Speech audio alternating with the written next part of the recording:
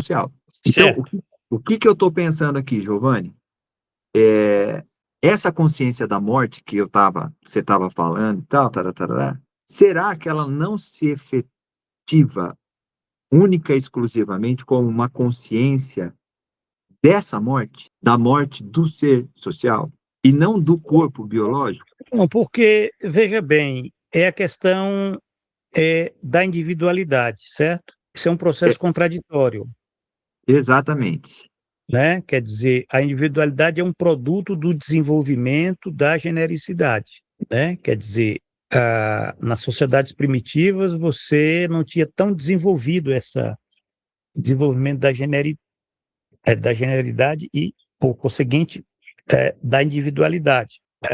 Mas eram sociedades que você tinham rituais, você tinha mitologias, você tinha projetos de imortalidade, isso utilizando a expressão do Becker, certo? Então, evidentemente, a generalidade ela era muda, mas ela existia em termos dessa, dessa manifestação, né? Quer dizer, mas com o desenvolvimento das forças produtivas, isso que o Lukács fala, que os marxistas falam muito bem, cara, da sociedade, a sociedade burguesa é a sociedade mais social, então ela é mais desenvolvida, inclusive surge o indivíduo, né? O indivíduo social, mas é indivíduo. A individualidade, ela tem a sua legalidade lá, ela não se reduz à sociedade, né? Você tem, então, isso que o capital vai explorar muito, né? Porque nós não podemos esquecer que é isso que distingue, por exemplo, um projeto de imortalidade é, que é dado pelo comunismo e o projeto de imortalidade que é dado pelo capital, né? Que não é projeto que é mais para manipular, né? Porque a única imortalidade que o capital concebe é a sua própria, né? É a questão da sua temporalidade imediata, tal, que o Mesaros fala, curta, né? É uma temporalidade que ela é curtíssima, né? Não existe uma futuridade na perspectiva do valor, né? Do valor que se valoriza, tal. Então, quer dizer, como é que você vai ter uma sociedade fundada no valor? Como é que ela vai ter um projeto de imortalidade? Nunca vai ter. Então, ela própria é a negação da. E o pior, a tragédia, que é a sociedade também que desenvolve mais a individualidade. E a individualidade, se há de convir, que a questão do corpo se coloca de uma forma muito, muito, muito forte. Por quê? Porque é o trabalho vivo, né? É o trabalho vivo, é a força de trabalho, né? É aquilo que o capital devasta. E o capital devasta é aquilo que você sente, né? É a questão da saúde, é a questão do psiquismo, é a questão enfim, quer dizer, da dominação metabólica.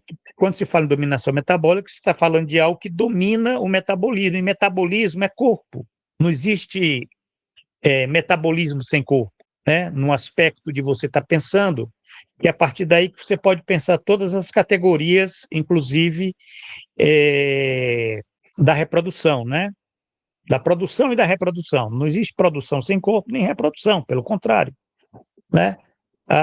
Agora, é isso que eu penso. Quer dizer, o social, ele se coloca de uma forma muito forte. Eu concordo contigo. O social, né, o ser social, se coloca de uma forma muito forte.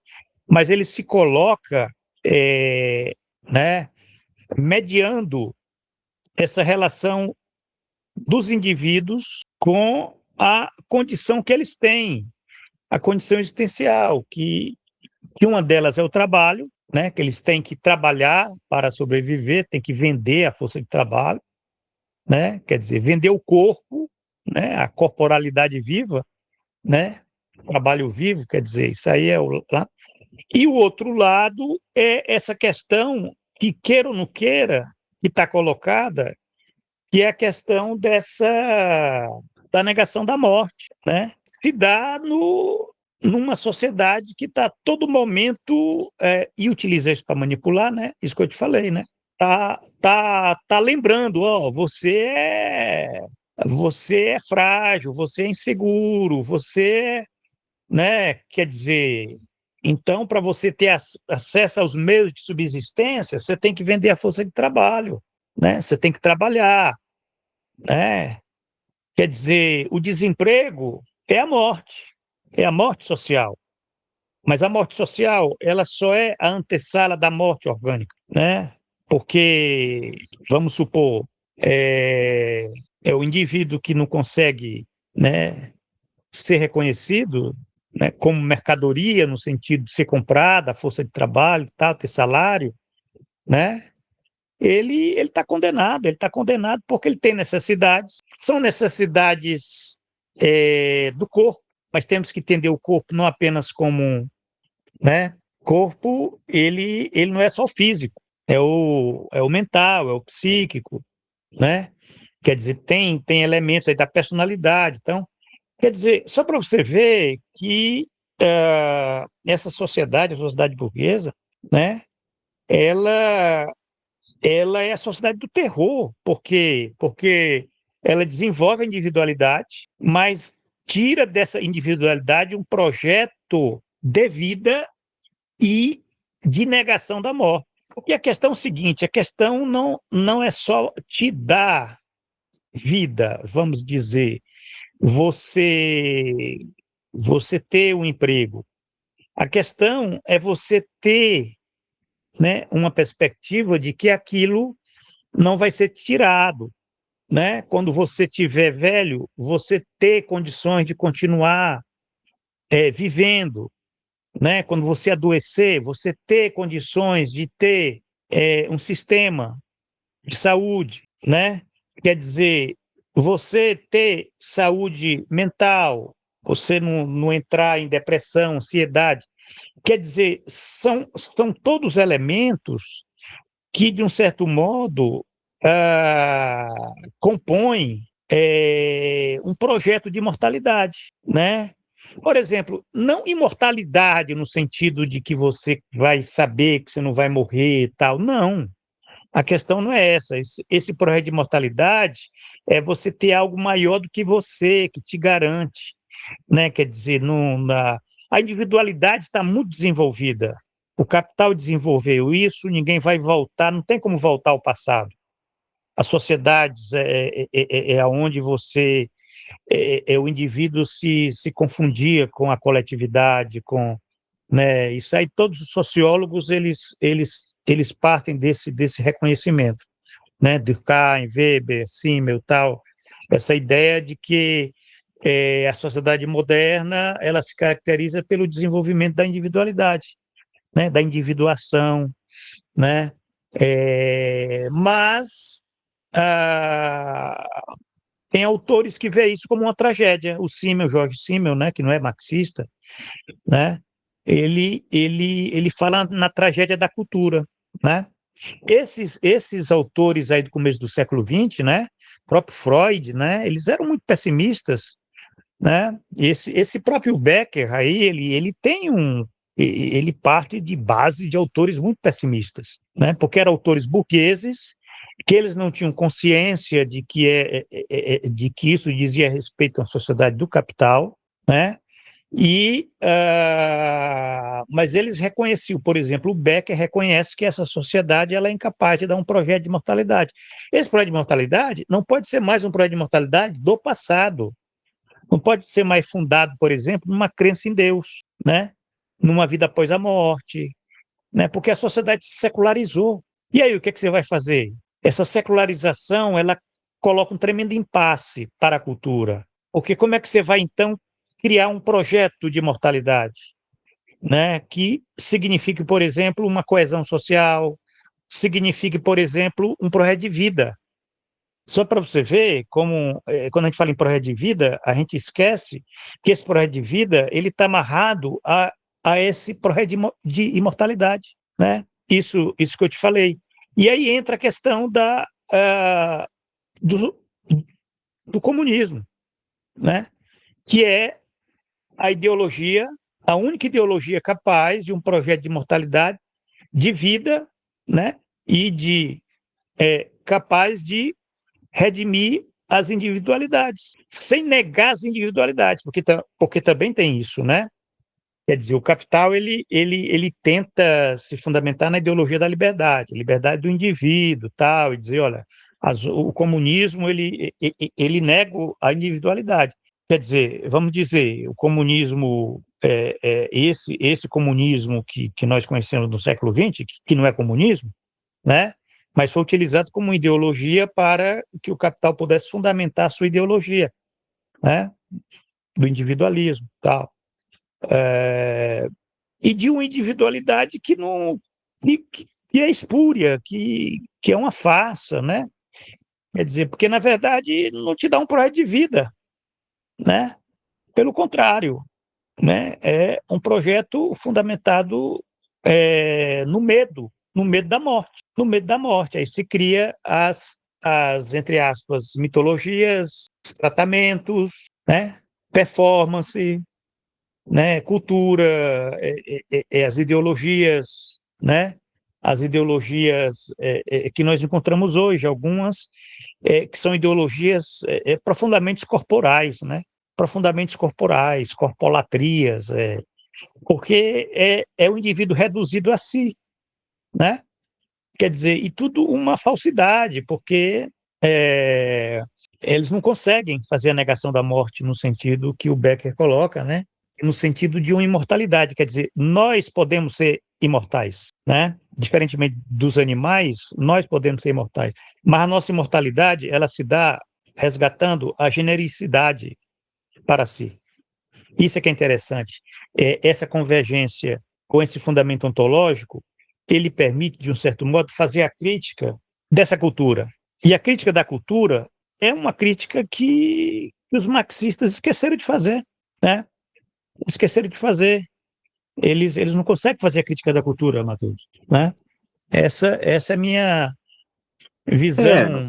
acho que só retomando a ontologia, é possível resgatar Exatamente. que no trabalho, como produtor de valor de uso, como órgão do metabolismo essencial entre homem e natureza, o ser ali, o que estava produzindo a sua existência, ele às vezes pagava com a própria vida, né? Então, trabalhar naquele sentido, por exemplo, caçar um animal, né, em grupo ali, ele não tinha muita escolha, né? Ele tinha que caçar, ele tinha que enfrentar, ele não tinha armas sofisticadas que lhe permitissem uma distância segura, né, onde ele iria lá somente sacrificar um animal. Ele tinha que pôr a vida dele em risco para dar conta de consumir suas proteínas necessárias para o seu metabolismo, enfim. Ele tinha que enfrentar esse animal. A vida dele estava em risco. Há um medo da morte, né, que está envolvido nesse processo? Possivelmente, né? Mas há uma consciência da vida, da necessidade, porque todo pôr teleológico, né, o Lukács vai colocar, e se a gente está olhando para isso, embasado no Marx, surge da necessidade concreta, que advém todo o processo. Então, quer dizer, como isso vai se dar numa sociedade onde o trabalho foi dividido e onde houve uma subsunção real e formal, né, formal e real do trabalhador no processo de trabalho, né? Hoje, Exatamente. o trabalhador solto na natureza ou solto numa cidade não precisa ir para a selva, pode estar na cidade. Ele vai sobreviver sem trabalho, sem esse trabalho alienado, estranhado, sem esse processo de trabalho construído hoje na nossa particularidade histórica, nessa sociabilidade do capital? Não vai, né? Seja no meio da floresta, seja no meio da cidade. A tendência é da morte, né, para esse sujeito, porque ele vive dentro de uma sociabilidade estranhada, onde ele não se apropria absolutamente nada, onde ele é humanamente destruído, né? Seja na sua personalidade, seja no seu corpo, né? E, e isso é um processo que, aliás, não são separados, né? E isso é um processo inevitável para esse sujeito, né? Só que ele não encontra, como você está falando, dentro da cultura, uma possibilidade de imortalidade, de uma compreensão da sua genialidade. Ele não encontra. E aí Isso, O medo da morte vem dentro desse processo narcísico, você está falando da individualidade, né? Se manifestar nesse sintoma narcísico de uma busca de uma juventude eterna, porque a consciência de manter-se vivo, né? A consciência da necessidade de se manter vivo, se produzir essa vida. E como é que se produz essa vida na nossa sociedade? Consumindo a jovialidade, né? Numa sociedade estranhada onde tudo é mercadoria, você compra a juventude. Isso é Você compra. interessante que a gente está conversando aqui, mas esses 2 parágrafos que nós podemos até ler para a gente avançar aqui um pouco, tem Vamos lá. tudo a ver com isso que a gente está conversando, certo? Sim. Então, a gente fez esses prolegômenos aqui, mas Esse preâmbulo. esse preâmbulo, né? Se a gente for verificar, coloca questões muito ligadas a isso que a gente está conversando. Acho que a gente pode até ler esses 2 parágrafos e comentar e fazer o encerramento aqui, mas é muito interessante. Vamos lá, né? Sobre o desenvolvimento, né? Isso. Sobre o desenvolvimento da generidade no ser social, só se pode falar inequivocamente sobre essa base, pois suas formas fundamentais, suas tendências de desenvolvimento fundamentais, só aqui podem se tornar existentes com eficácia objetivamente unívoca. Todavia, quanto mais, com Marx, se reconhece e se sublinha esse papel dominante da economia no desenvolvimento, tanto mais claramente se verá que também o estranhamento do homem, que aqui tratamos, deve se expressar de maneira mais clara e concreta nessa esfera da vida. Uma apresentação não deformada das tendências que aqui se tornaram eficazes não mostra apenas seu surgimento do processo de reprodução cada vez mais perfeito do homem e da humanidade, mas também, ao mesmo tempo, o expõe em sua contraditoriedade processual. Esse desenvolvimento não criou um modo de estranhamento unitário e de uma só vez, mas, ao contrário, destruiu ininterruptamente suas formas particulares, pelo respectivo desdobramento de sua contraditoriedade interna. Entretanto, no curso da história até aqui, tal desenvolvimento só pôde modificar, remover ou destruir as maneiras particulares de estranhamento, de modo que em seu lugar aparecesse outra forma desse fenômeno, mais elevado no sentido econômico-social, mais sociabilizado, para mais tarde ser sucedido por outro ainda mais altamente desenvolvido, produtor de um novo estranhamento. Interessante isso aqui, viu?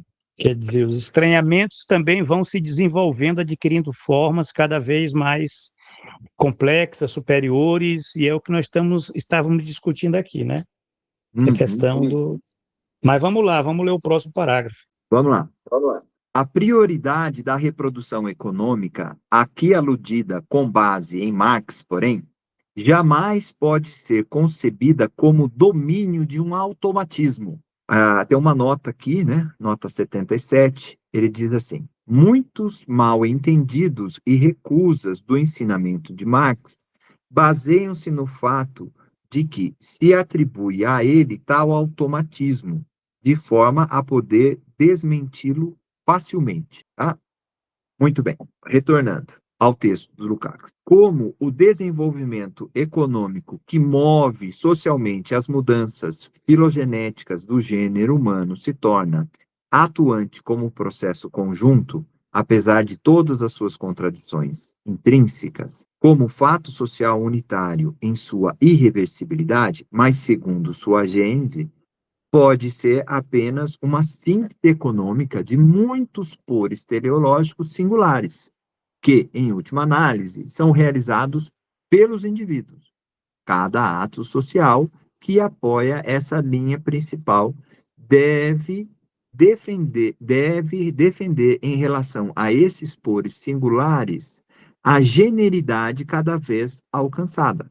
Mais precisamente, 2 pontos. Tem a função de dirigi-los na direção predominante da generidade. Sem entrar também aqui nas diferenciações, pode-se mesmo assim dizer que todos os momentos fixos e fluidos da superestrutura e da ideologia têm aqui a base de sua eficácia social, e partindo daqui se esforçam para estimular a convergência consciente e prática da pessoa singular e gênero. Por isso, Marx levantou o problema da ideologia, não em termos gnosologicamente abstratos, mas em termos socio-ontologicamente concretos, na medida em que, para ele, na determinação da ideologia, não é o dilema da correção ou da falsidade que forma a base genética, mas sua função, conscientizar os conflitos que a economia desencadeia na vida social e combatê-los. De um lado, partindo dos costumes, das tradições, etc., até o Estado e o direito, de outro lado, até o âmbito da moral, no mais amplo sentido, da visão de mundo, trata-se sempre de transformar as contradições surgidas no plano econômico em relação à generidade, a cada vez mais existente em motivos da praxis social. Com o caráter contraditório já descrito de cada fase da generalidade, porém, esses atos de conscientização devem transcorrer para o combate dos conflitos, no interior de uma ampla escala de confronto. Seu domínio pode estender-se do apoio incondicional da generalidade daquele momento até sua rejeição, também incondicional. Praticamente também é certo que a generalidade não mais poderia se manter sem tal apoio no vir a ser social dos conflitos pessoais singulares. Seu progresso não seria possível sem tais negações. É característico desse desenvolvimento que o aumento da negação desempenha nele um papel dominante para o avanço. Contra Proudhon, ou, de maneira eclética, destaca os lados chamados bons e ruins das sociedades com preponderância dos primeiros. Marx diz: o lado ruim é aquele que dá vida ao movimento, cuja história é feita de tal forma que acarreta a luta. Pronto, interessante aí, tá.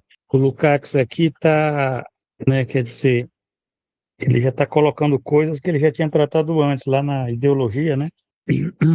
Mas sempre salientando a questão aqui da generalidade, né?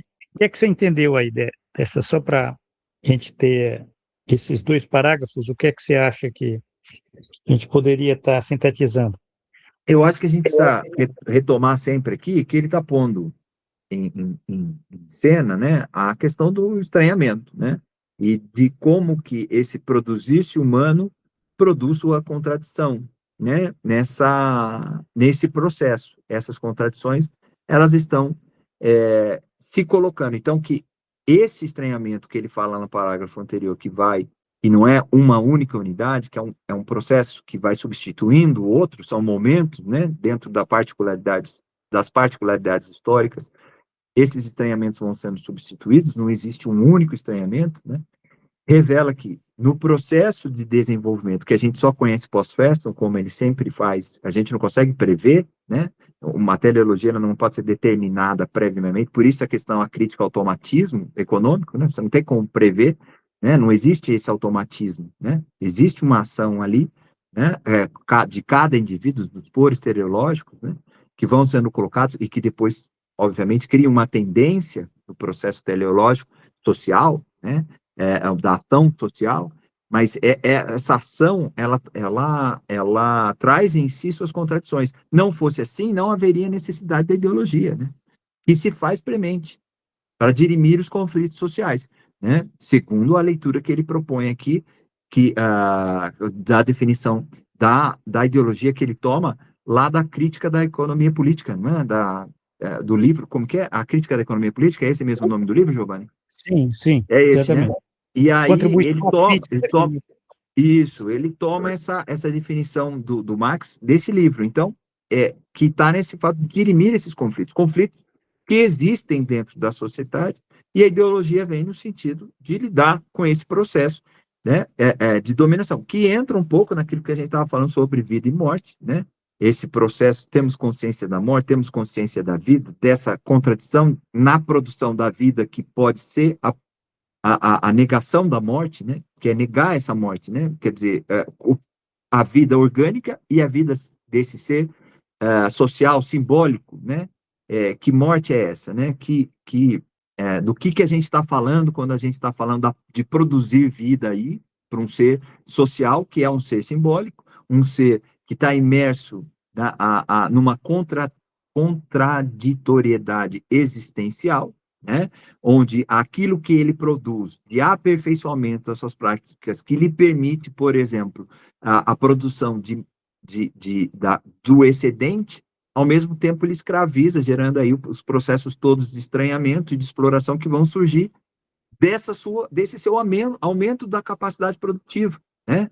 Dentro de uma realidade. Mas esse aumento da capacidade produtiva também gera uma divisão do trabalho, gera a possibilidade de novos desenvolvimentos técnicos, ideológicos, enfim.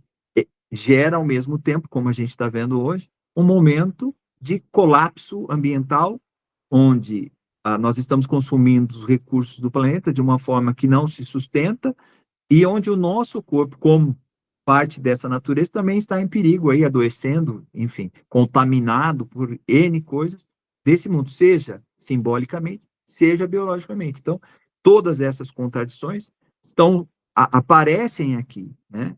Aparecem nessa a colocação que ele está fazendo aqui, de uma sociedade que coloca, né, em cena objetos do qual ela ainda não se apropriou, né, e que ela precisa dessa dificuldade, né, ou que ela vive dessa dificuldade, porque é a necessidade de produção dessa vida que vai fazer com que novos poros teleológicos surjam e deem sequência ao movimento, né, de superação dessa sociedade atual. É aquilo que estava falando, né? Quer dizer, num determinado momento, ou nós destruímos tudo, se não dá mais tempo da gente criar uma nova possibilidade para além dessa particularidade histórica e dessa sociabilidade que nós estamos vivendo. É assim que eu consigo olhar, Giovanni, para esses parágrafos aqui. Exato. Não, e eu agora só complementando para a gente já ir para a nossa finalização, esse parágrafo ele tem questões aqui interessantes, porque o Lukács continua batendo nessa tecla de que o momento da negação desempenha um papel dominante para o progresso. Quer dizer, o lado ruim é aquele que dá vida ao movimento. Só para você ver aqui, isso aqui é uma frase do Marx, né? Para ele mostrar essa contradição, inclusive nessa questão que ele está sempre ressaltando aqui, na direção predominante da generalidade. Quer dizer, a direção predominante da generalidade, ela se dá no meio desses conflitos, né? Do via ser dos conflitos dos seres humanos singulares, né? Quer dizer, e é fundamental que a gente entenda essas contradições surgidas no plano econômico a partir da função que elas têm de desenvolvimento da generalidade. Quer dizer, é como se, por exemplo, esse estranhamento que vai, né, que ele até, no parágrafo anterior, ele até quase que mostrou aqui que você tem maneiras particulares de estranhamento que vão se desenvolvendo, quer dizer, vai aparecendo um no lugar do outro, e depois aparece outro que vai, né, um outro tipo de estranhamento mais elevado, no sentido econômico-social, né, mais sociabilizado, quer dizer, esse outro estranhamento ele vai sucedendo aquele estranhamento anterior, quer dizer, você tem esse desenvolvimento do estranhamento, então, quer dizer, esse desenvolvimento do estranhamento, ele é inseparável do desenvolvimento, né, da generalidade. Quer dizer, é aquela ideia que é uma ideia de que é uma tese, né? É uma tese de Marx, mas é uma tese que vem já do Marx lá de 1843, né? que está muito no idealismo clássico alemão, né? Quer dizer, o lado ruim é aquele que dá vida ao movimento, né? Quer dizer, a libertação nasce do próprio desenvolvimento é, da alienação, né? Quer dizer, a alienação, né? O caminho da alienação é o caminho de sua própria superação. Quer dizer, isso daí é muito Marx e isso está sendo agora muito Lukács, né? Ele vai dizer que isso é uma contradição, é uma contraditoriedade, né? Ele vai, em termos sociontológicos, né? Mas que é parte do desenvolvimento do estranhamento, né? Eu acho muito curioso, ele está retomando uma tese que eu, particularmente, quando eu escrevia a aula 4, se eu não me engano, a aula 4 para vocês aí, né? Não a aula 5, mas a aula 4, né? Eu, eu particularmente, eu fico pensando, será que né? Quer dizer, será que o sociometabolismo da barbárie ele, ele não criaria, ele não suprimiria as possibilidades da autotranscendência, da alienação? Quer dizer, essa é uma questão ontológica. Que fique em aberto, né? Porque isso daí é para nós pensarmos, né? De um certo modo, ah, uma dialética, né? Uma dialética que eu acho que eu já cheguei até a comentar contigo aqui, uma dialética negativa, né? Mas o meu medo ao tentar, vamos dizer, adotar tal perspectiva, porque eu apenas procuro entender, né? Mas eu não eu não adotei tal perspectiva porque eu cairia naquela perspectiva do pessoal da teoria crítica, né? Do grande hotel Abismo, né? Do Adorno, Horkheimer, esse pessoal que na verdade, eles exatamente negam essa ideia aqui de que o lado ruim é aquele que dá vida ao movimento, né? Quer dizer, na verdade, o desenvolvimento do capital, ele pode, esse lado ruim, ele pode suprimir o movimento da vida, né? Então, quer dizer, mas na dialética, aí entra a questão, né? É dialética idealista ou dialética materialista? Porque na dialética materialista, você pode estar concebendo isso que o Lukács está colocando, mas você concebe como sendo um elemento não da necessidade, mas um elemento da contingência, né? Quer dizer, você sai um pouco daquele elemento de que você possa, né, como, né, Hegel pensava, né? Porque isso é Hegel, né? Que ele pensava que o percurso da alienação é o percurso de sua própria superação, né? Quer dizer, numa perspectiva materialista, isso não se coloca assim de uma forma tão tranquila. Mas o que o Lukács está ressaltando aqui é a contradição, e isso é que é interessante. E isso é que é a parte que é interessante em termos ontológicos, né? A contradição desse desenvolvimento capitalista, né? Quer dizer, ao mesmo tempo que ele desenvolve o estranhamento, ele desenvolve também a generalidade, né? Como possibilidade objetiva, e aí essa é a expressão, né? Da emancipação. E a emancipação significa você estar agora, né, concluindo, voltando ao começo da nossa conversa, né? Eu poderia dizer uma emancipação que signifique a construção de projetos de imortalidade, no sentido de que você supere esse irracionalismo do capital, né? Que é um sistema que se alimenta do medo, né? Ele se fundamenta no medo, né? O capital, na sua forma de crise estrutural, ele se alimenta do medo, ele cultiva o medo, que é o sociometabolismo da barbárie. É a produção do medo, todas as formas de medo, né? Principalmente o medo da morte, né? Morte orgânica, morte social, né? Morte psíquica, quer dizer, é um sistema que ele se reproduz dessa forma. Não é à toa que, por exemplo, o Brasil ele é o exemplo básico, né? O país do Estado neoliberal é o país da cultura do medo, né? O que é a extrema-direita, se não um parceiro muito funcional para a reprodução desse Estado neoliberal, né? Quer dizer, o medo venceu a esperança, quer dizer, não tem mais esse negócio É por isso que acabou com a esquerda, porque você não pode ter uma esquerda cujo projeto seja o projeto do medo, né? Você não pode ter uma esquerda que... É por isso que isso que Lula fala aí não é esquerda, né?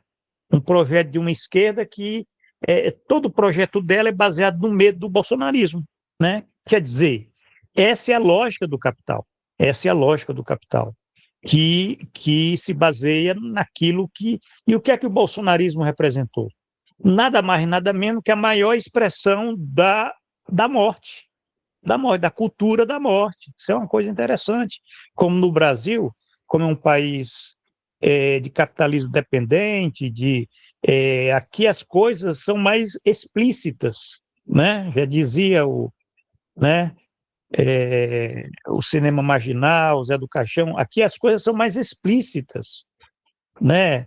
Lá na França, na Alemanha, nos Estados Unidos, não. Ali você tem um sistema que ainda não está tão explícito, embora também já começa a ficar com as guerras. Mas aqui no Brasil, aqui a coisa é muito mais explícita.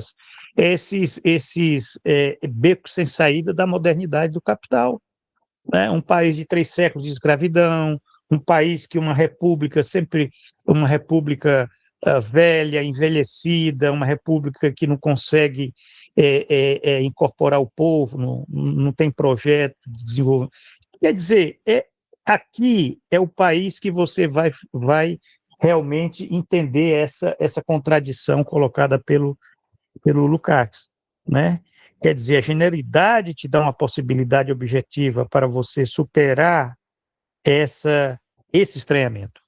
Isso é o Giovanni, estranhamento, né? Eu concluo com isso. Pois não.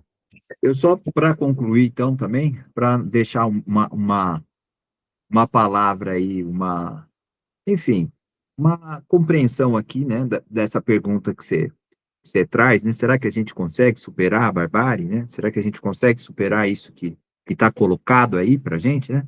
Eu tô me lembrando aqui numa passagem da paleontologia, quando o Lukács vai falar sobre os animais superiores, que ele chama, né?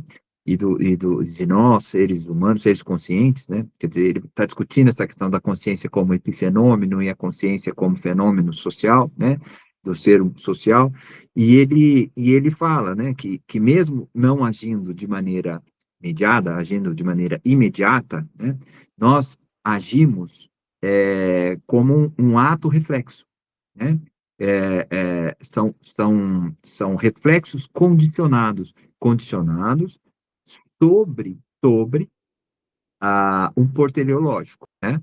E esses reflexos condicionados sobre esses pores teleológicos, sobre essa cadeia de alternativas anteriores do processo histórico de desenvolvimento do ser social, né?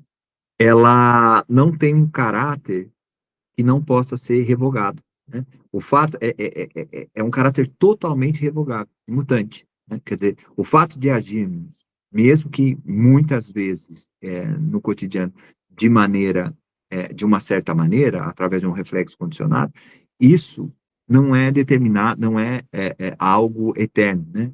É algo que pode ser perfeitamente revogável, né? E que pode entrar em outros lugares, pode ser desenvolvido novos pores teleológicos e novos reflexos condicionados, né? Porque não agimos constantemente pondo, né, teleologicamente fatos novos, novas objetificações, né, novos pores, novas cadeias de pores, né? Mas estamos às vezes agindo de maneira imediata e essa ação, ela de qualquer forma ela é diferente porque ela é uma ação que se coloca sobre pores anteriores, né? E isso permite a revogação dela por novos pores, né? Que jamais tem um caráter que perdura para sempre, né? Sempre há um movimento nesse processo, por mais que ele se cristalize. Então, de alguma forma, dá para a gente a percepção de que há possibilidade, sim, da transformação desses reflexos condicionados, vamos dizer assim, que a gente tem estabelecidos na nossa sociabilidade hoje, né, imediata, né? É isso, Giovanni. Perfeito, É perfeito. Eu uma, gostei dessa finalização aí que é a questão da possibilidade objetiva, né? é, Já é uma tendo em vista possibilidade que você objetiva, é está isso. lidando com uma contradição. A contradição ela é real, isso que você colocou, né? A É, contraditoriedade ela é parte do processo. Agora, aonde você tem contradição, aí sim você tem possibilidade objetiva de vida, né? De vida e de morte, mas aí de qualquer modo fica a questão da possibilidade objetiva de vida, né? Que tenta resgatar essa dialética aí que o Marx, né, na Miséria da Filosofia, já lá em 1847, ele ainda esposava, né, e eu acho que é algo que perseguiu a vida dele toda, essa questão de que o capitalismo, ele coloca, né, as possibilidades objetivas de sua própria superação, né, isso é uma visão marxista, isso é que separa o marxismo das visões, vamos dizer, de outras linhas, né, quer dizer, a gente não é uma questão de um socialismo utópico, é uma questão de um socialismo científico, porque cientificamente essas possibilidades objetivas estão colocadas aí pelo desenvolvimento das forças produtivas, né? Embora você tenha também ao lado delas formas de estranhamento superiores, né? Que não se pode negar, mas é a dialética da vida, né, que está sendo colocada. Bom, Matheus, eu acho que foi muito interessante essa conversa e a gente prossegue daqui a 15 dias essa leitura aqui dos prolegômenos, né, e até a próxima, né, até quarta tem a nossa aula aí. um abraço, Giovanni, até mais. Até Valeu, um a próxima. abração, tchau, tchau. Tchau, tchau.